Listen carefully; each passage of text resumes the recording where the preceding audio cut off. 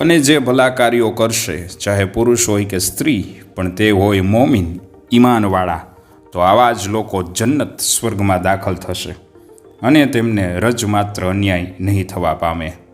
શુભ શરૂઆત વાર્તા વિથ નીરવ પર મક્કા પવિત્ર હજ યાત્રાની વાત.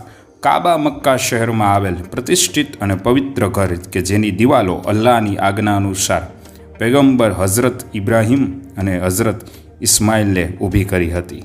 આ ઘરને અલ્લાહે સંપૂર્ણ માનવજાત માટે ધર્મ કેન્દ્ર નિયત કર્યું છે.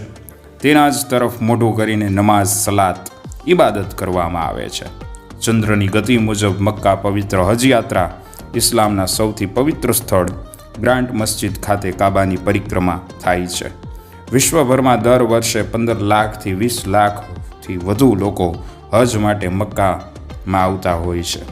સાઉદી અરેબિયા દેશના રાજા સલમાને આ વર્ષે તો પેલેસ્ટાઈનીઓના પરિવારના સભ્યોને પણ હજ માટે આમંત્રણ આપ્યું છે.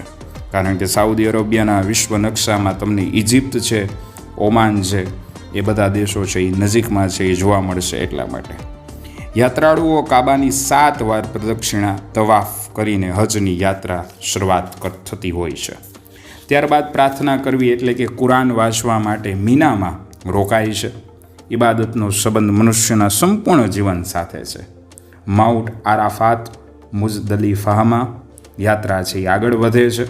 હજ યાત્રામાં ઇહરામ વસ્ત્ર પહેરવાના હોય છે, જે આધ્યાત્મિક મહત્ત્વ જોવા મળતું હોય છે. ઇબ્રાહીમ પૈગંબરનું સમર્પણ અલ્લાહ માટેની ભક્તિ હજ યાત્રામાં ખૂબ જ મહત્ત્વની હોય છે. સબસ્ક્રાઇબ નાઉ નીરવ મંદિર ચેનલ.